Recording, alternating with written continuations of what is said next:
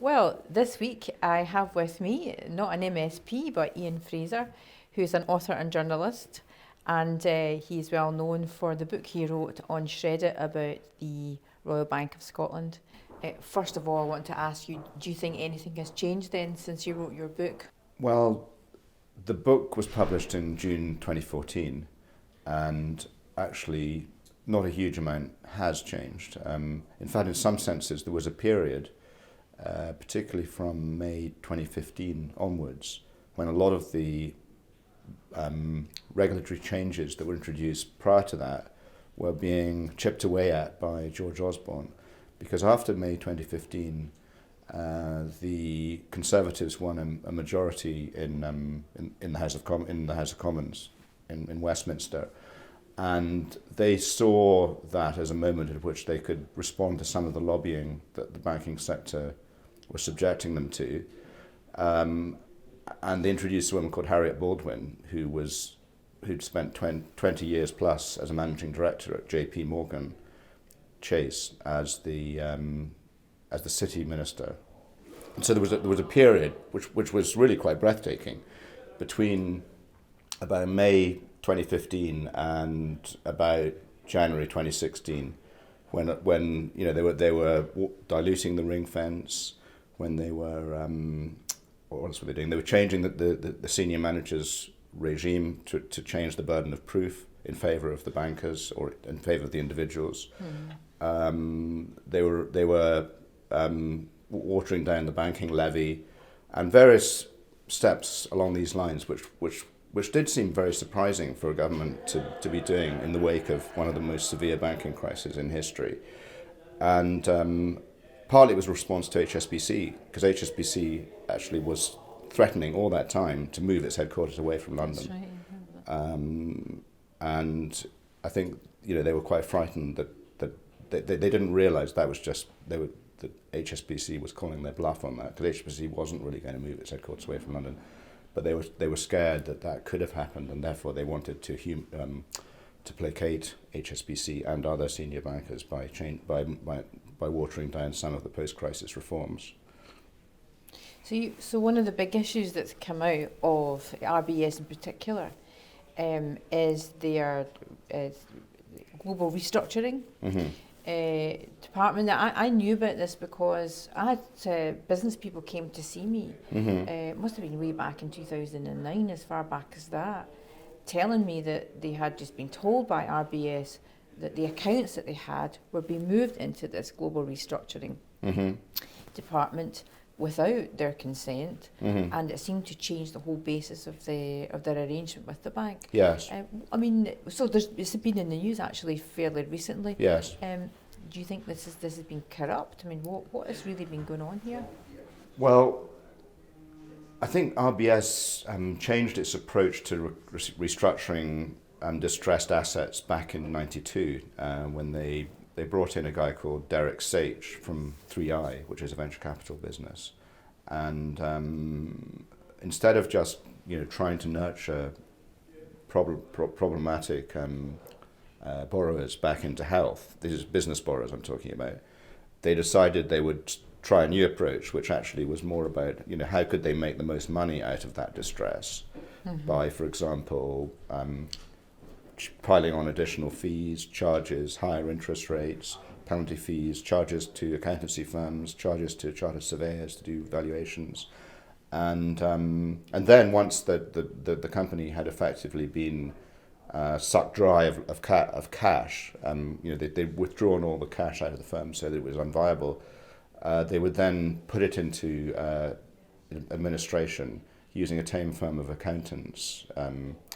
And in many instances, even in the 90s, by the way, they had a separate company which was off their balance sheet. It wasn't on the RBS balance sheet, called West Register, which was a property company, and that would pick up the property assets from some of these borrowers on the cheap, and then hope to make an uplift, to get some uplift from that when the markets recovered.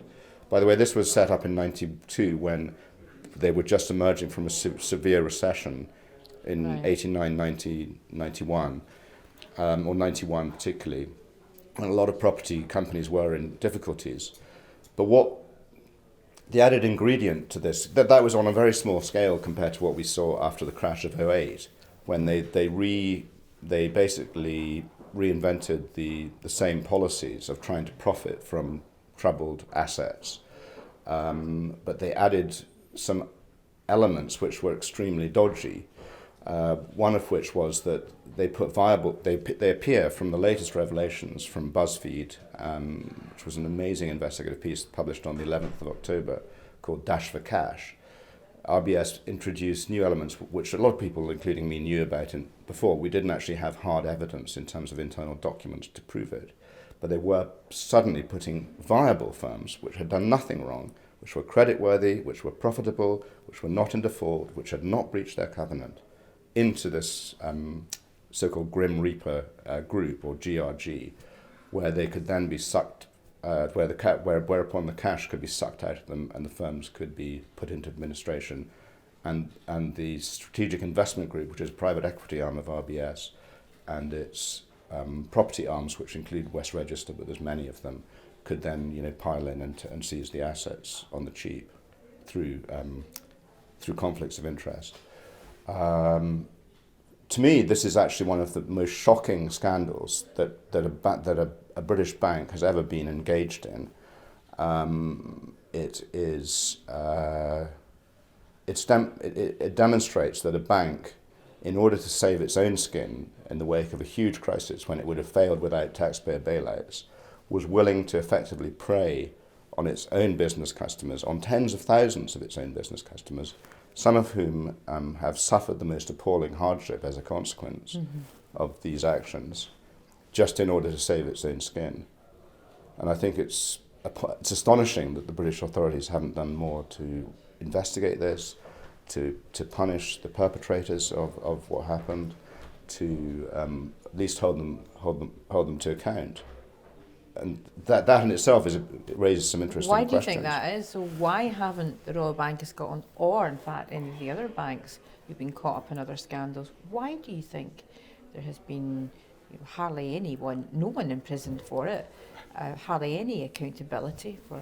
Well, I think one of the reasons is they've tended to focus on more victimless areas of crime, such as LIBOR rigging, or semi-victimless areas, like rigging LIBOR, like rigging foreign exchange markets, like those sorts of areas. They seem to have a lack of appetite for looking into this. I think we do need to wait, because the FCA has produced a report which is called the Section 166 report, which it started in January 2014 after the Tomlinson initial report came out. And so they've been doing that now for nearly 3 years.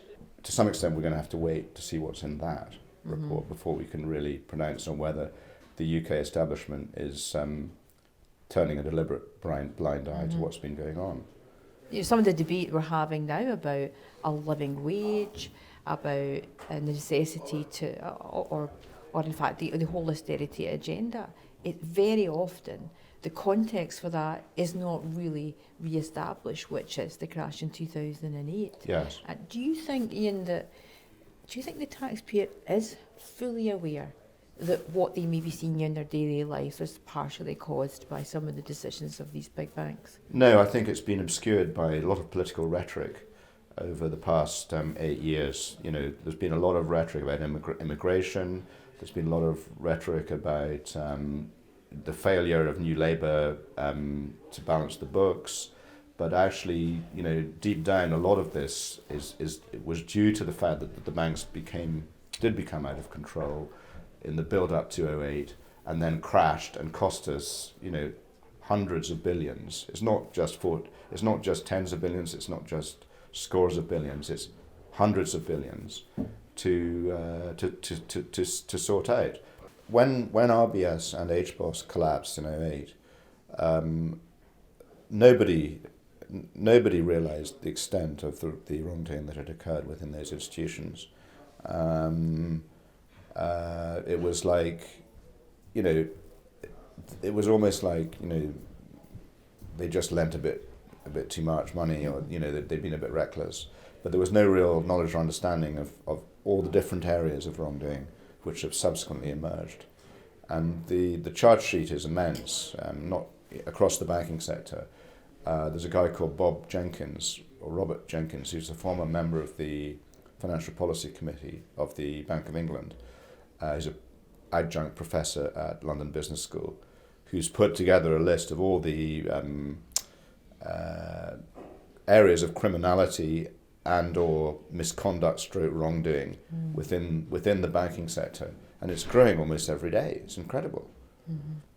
Yeah, I'm not shocked, but I haven't read that, but I will. I can send you a link.